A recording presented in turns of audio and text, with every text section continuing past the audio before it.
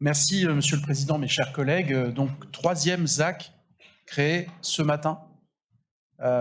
J'insiste encore, mais la métropole n'a jamais fait ça auparavant. Elle a porté des zones d'activité économique, elle a porté des grandes politiques, je pense aux politiques culturelles, sportives, à la politique d'habitat dont on a beaucoup parlé tout à l'heure. Mais en termes d'aménagement, en termes d'urbanisme, la métropole est en train ce matin de devenir métropole. Parce qu'être métropole, c'est ça, c'est aussi penser le destin de son territoire, de penser sa vision, son aménagement, sa transformation. C'est l'enjeu bien sûr du PLU et nous aurons l'an prochain à délibérer sur ce premier PLU métropolitain, mais c'est l'enjeu aussi de ces trois grands projets urbains, Saint-Jacques, Lévergne, Saint-Jean, sur lesquels on est amené à se prononcer ce matin. Alors sur Saint-Jean, le projet, vous le connaissez pour la plupart d'entre vous, et je vais donc aller assez rapidement, mais vous dire qu'il croise justement les enjeux stratégiques de la métropole. D'abord, c'est un projet qui se pense dans la sobriété foncière, dans ce qu'on pourrait appeler l'après-ZAN, c'est-à-dire ce moment précis où un territoire comprend que c'est en se reconstruisant sur lui-même et donc en préservant les terres agricoles qui sont autour de lui, les espaces naturels, les forêts qui sont présentes, qui représentent les 2/3 de la surface de notre métropole.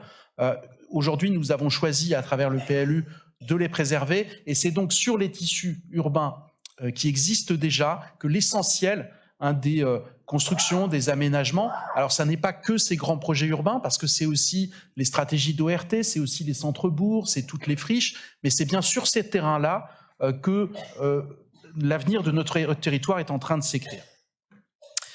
Donc, le temps de la sobriété foncière, c'est aussi le temps de l'adaptation au changement climatique, avec des projets beaucoup plus sobres en carbone. Pensez aux réalisations exemplaires sur Saint-Jean, 2 bâtiments à la fois énergie positive et bas carbone, des références nationales dans ce domaine.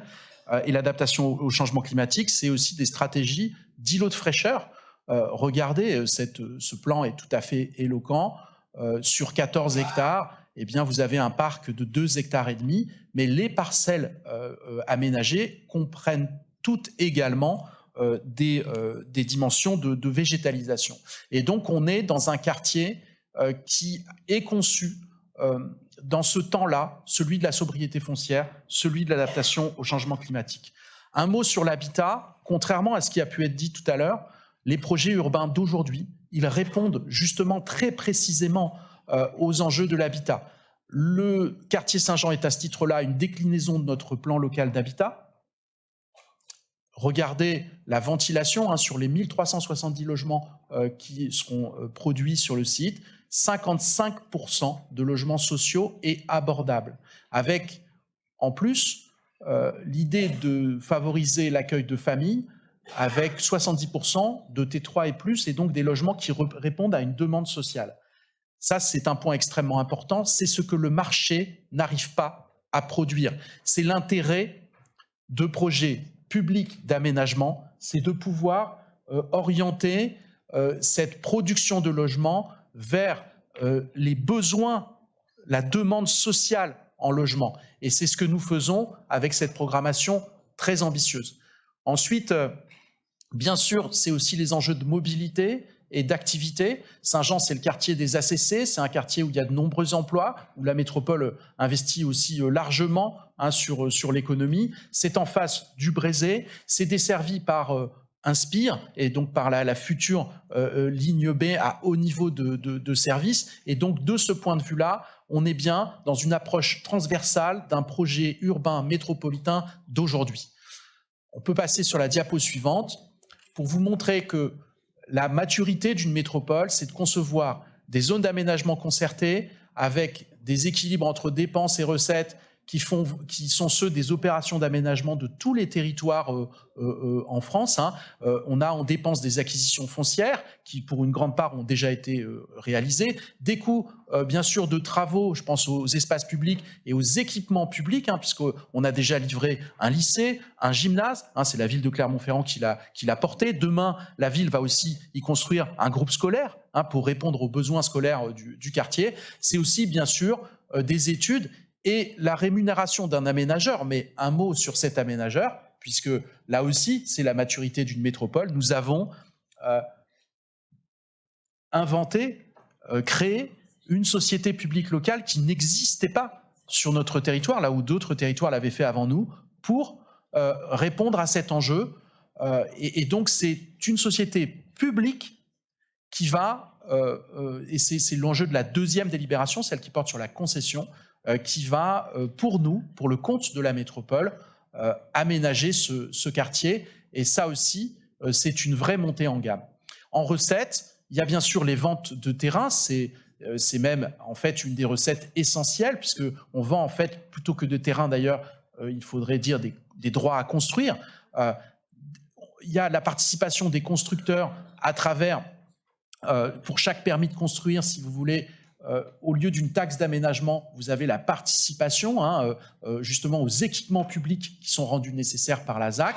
Et puis, vous avez la participation des collectivités légitimes du fait de leurs compétences. C'est un investissement de la collectivité, ou plus précisément des collectivités, avec cette règle qui a été fixée à 60% pour la métropole, 40% pour la ville de Clermont-Ferrand. Il faudrait bien sûr, si on voulait être complet, ajouter en recette la fiscalité produite par ces opérations, puisque chaque fois qu'on produit de nouveaux mètres carrés, c'est également de la taxe foncière qui, je ne parle plus de la taxe d'habitation puisque quelqu'un a eu la mauvaise idée de la supprimer, mais la taxe foncière, elle, par contre, elle va également produire de la recette à la fois pour la métropole et pour la ville. Dernière diapo, je crois. Non, c'est l'avant-dernière. Un petit focus sur le projet de parc. Un des équipements publics premiers de cette zone d'aménagement concerté, c'est d'imaginer un parc. C'est un parc qui a déjà été présenté, le projet, au public. Ça a fait l'objet de beaucoup de concertations, à la fois avec les habitants, mais aussi, je pense, à des associations comme le Parc Oasis qui s'était investi sur le quartier. Je pense aux lycéens aussi qui sont à côté. Et plus largement, voilà, aux habitants de la métropole qui ont pu découvrir ce très beau projet. Il s'appuie sur de l'existence. C'est vraiment quelque chose de très précieux, parce que ce parc, dont je vais vous montrer le calendrier dans la diapo suivante, il est composé en fait d'une allée de platanes qui existe déjà, de zones qui ont déjà des qualités en termes de biodiversité. Alors même s'il peut y avoir parfois quelques arbres un peu malades, on s'appuie sur un existant, c'est pas toujours le cas, et on crée un grand parc.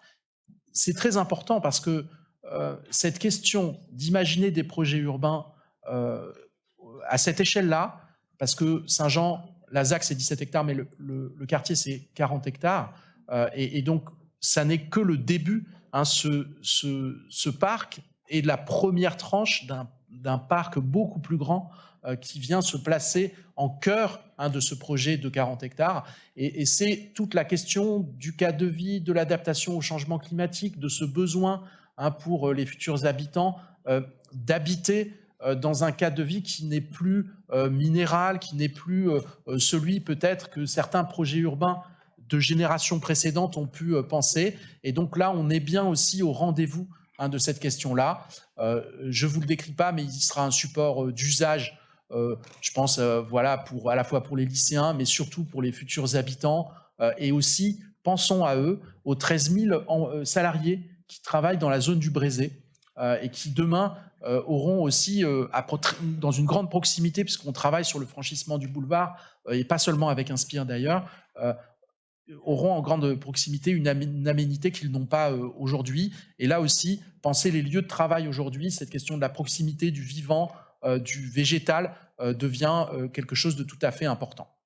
Dernière diapositive sur le calendrier, je crois, pour le parc.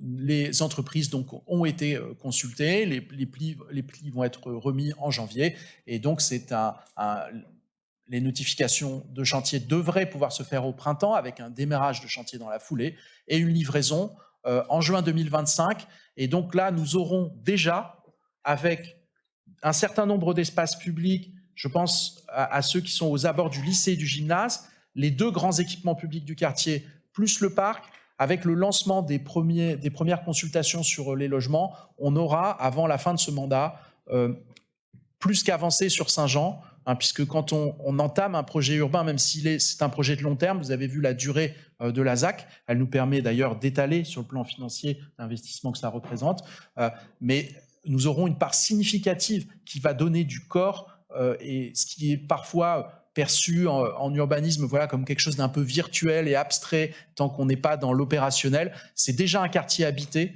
par 1000 lycéens, par les sportifs qui fréquentent le centre sportif Édith Tavert, mais demain, il va l'être encore beaucoup plus, et là, on aura franchi une étape décisive. Merci.